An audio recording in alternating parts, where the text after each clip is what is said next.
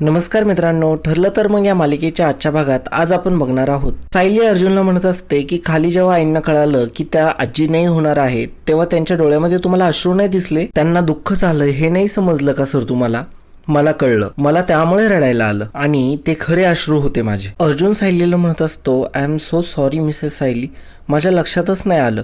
तेव्हा आता सायली पुन्हा चिडते आणि म्हणते, गेल्या 30 सेकंदापासून तुम्ही मला दोनदा माझ्या लक्षात नाही आलं असं म्हणालाय, परंतु तुमच्या हे नाही लक्षात आलं की तुमच्या आईला दुःख वाटले. खाली सर्वांना दुःख झाले हे तुमच्या कसं नाही लक्षात आलंय? जेव्हा तुम्ही मला उचलून वर घेऊन आलात ना तेव्हा पुन्हा आईंना आशा वाटली, हे तुमच्या नाही लक्षात आलं. सर कृपया करून असं वागू नका, तुमच्या माणसांच्या भावना तुम्ही दुखवू नका आणि इतकंही वागू नका की तुमच्या स्वार्थासाठी त्यांच्या भावना दुखावल्या जातील. तुमच्यामध्ये आणि प्रियामध्ये काय फरक राहिला हो? अर्जुन म्हणत असतो की तसं नाहीये मिसेस सायली.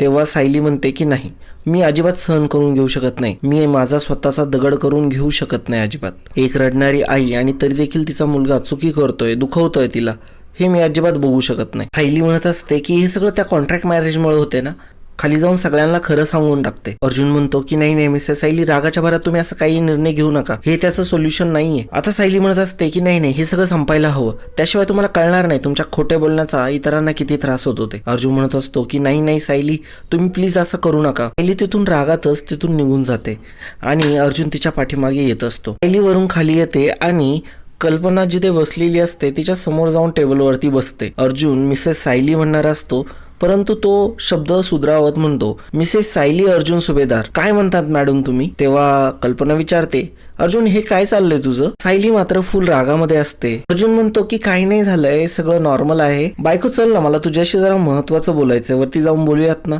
तेव्हा सायली म्हणते की नाही नाही, इथेच बोला, ही सगळी आपलीच माणसं आहे. आता मात्र कल्पना आणि विमल दोघेही असायला लागतात. अर्जुनला मात्र काही समजत नसतं की काय बोलावं. अर्जुन म्हणतो की एवढंही काही महत्वाचं बोलायचं नाहीये. तेव्हा सायली म्हणते की मग ठीक आहे, आपण नंतरूनच बोलू, मला आईंशी जरा महत्वाचं बोलायचंय. आता विमल कल्पनाला म्हणत असते की वहिनी, वातावरण जरा तापलेलं दिसतंय मला. अर्जुन म्हणत असतो की मम्माशी काय बोलायचंय तुला? तेव्हा सायली म्हणते की मी आणि माझी सासू बघून घेऊ, आम्हाला काय बोलायचंय ते तुम्हाला कशाला सांगू मी. अर्जुन म्हणतो की नाही नाही, तू चल ना वरती, थोडंसं बोलायचं आहे तुझ्याशी. तेव्हा सायली म्हणते की येणार नाही. तेव्हा आता कल्पनाच म्हणते की अरे काय भांडता तुम्ही लहान मुलांसारखं. हे अर्जुन ऐक, तू वरती जा बरं का, उगाच सायलीला त्रास देऊ नको.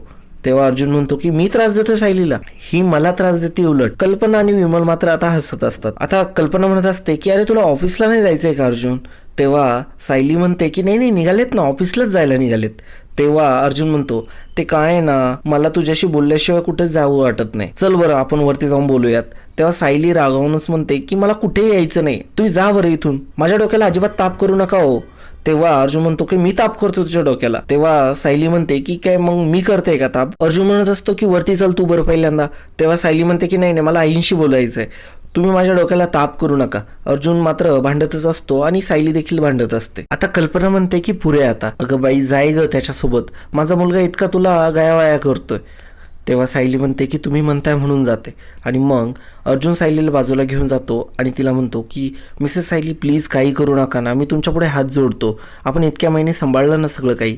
तेव्हा सायली म्हणते की झालं, जाऊ मी, आणि सायली तिथून डायरेक्ट निघून जाते. अर्जुनला मात्र काय करावं ते सुचत नसतं. आता दुसरीकडे इकडे प्रिया बॅगा भरून रेडी असते त्या प्लॅन मधून बाहेर पडण्यासाठी आणि ती नागराजला म्हणत असते की मला या प्लॅन मधून बाहेर पडायचंय. नागराज म्हणतो, तुला काय वेड्याचे काही झटके येतात का ग मधून मधून?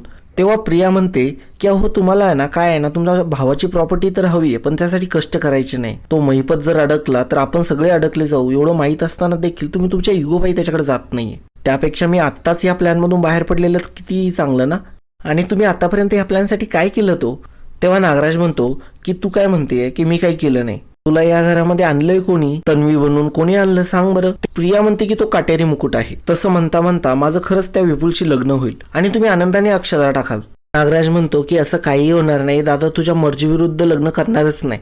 तेव्हा प्रिया म्हणते की काय सांगू त्या विपुलशी लग्न न करण्याचं? हे सांगू का की मी तुझी आणि त्या अर्जुन सुभेदारची प्रॉपर्टी गडप करायला आली आहे म्हणून मला त्याच्याशी लग्न करायचंय आणि त्या म्हातारीची प्रॉपर्टी मिळवायची. तेव्हा नागराज म्हणत असतो की तू शांत होय बरं, तू असं काही विचार करू नको. आता हे दोघे बोलत असताना तेवढ्या सुमन तिथे येते. सुमन म्हणते की ह्या बॅगा भरून कुठं चाललात तुम्ही? तेव्हा नागराज म्हणतो ह्या बॅगा माझ्या नाही आहेत, ह्या बॅगा प्रियाच्या आहेत. तेव्हा सुमन म्हणते की प्रिया कुठं चालली? तेव्हा नागराज म्हणतो की ती पिकनिकला चालली आहे, पण तिला जाऊन कोण देणार आहे, दिवाळी आहे. तेव्हा सुमन देखील म्हणते की हो, तू दिवाळीला इथंच पाहिजे, नाही तर दादाला पण बरं वाटणार नाही. तेव्हा नागराज म्हणतो की तू इथं आली कशाला होती. तेव्हा सुमन म्हणते की तो लॉन्ड्रीवाला आलाय ना, त्याला कपडे द्यायचेत. तेव्हा मी तन्वीचे काही कपडे आहे का ते विचारायला आले होते. तन्वी म्हणते की हो आहे, आणि मग सुमनकडे ते कपडे देऊन सुमन तिथून निघून जाते.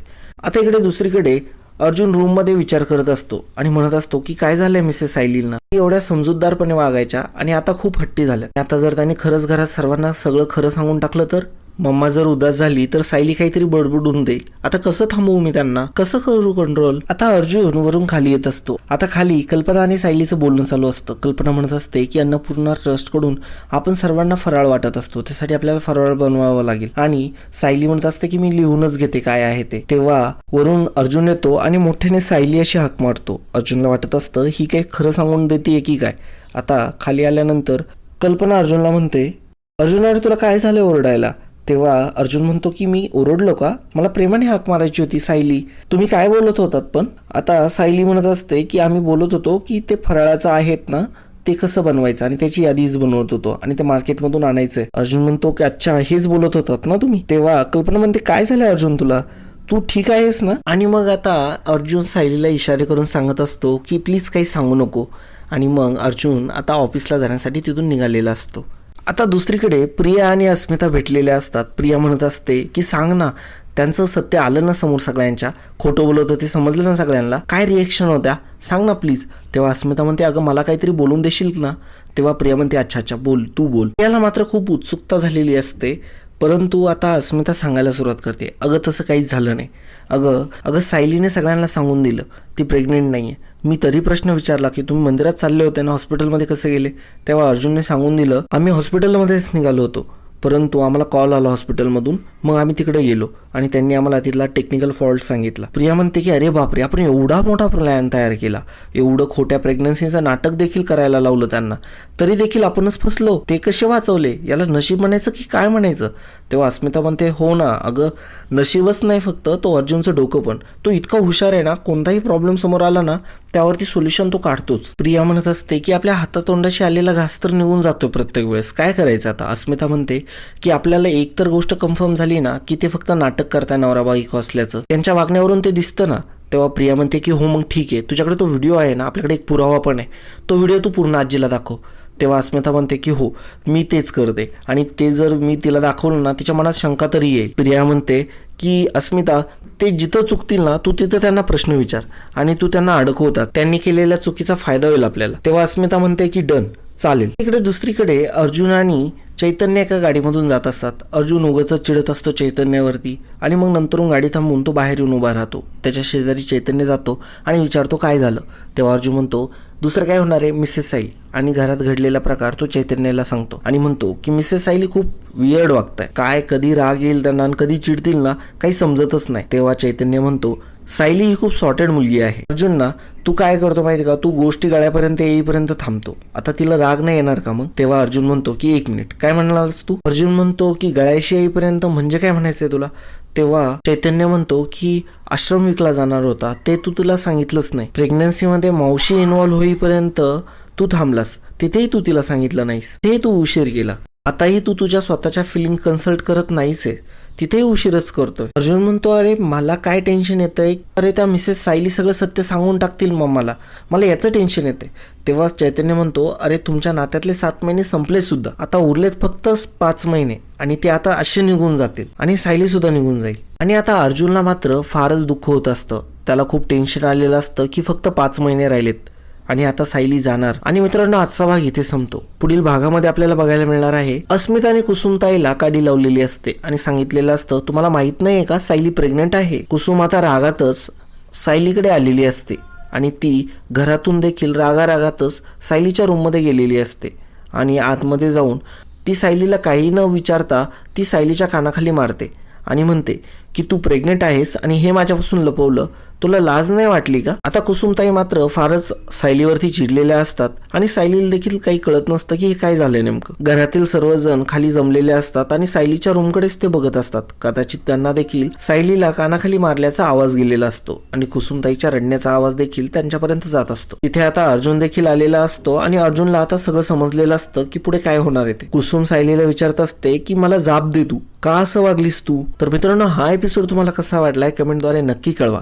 आणि मित्रांनो, तुम्ही चॅनलवरती जर नवीन असाल तर कृपया करून चॅनलला सबस्क्राईब करा आणि आम्हाला या चॅनलवरती लवकरात लवकर आपले 1000 सदस्य जोडण्यासाठी मदत करा. मित्रांनो, खूप खूप मदत होईल जर तुम्ही हे काम केलं तर. धन्यवाद.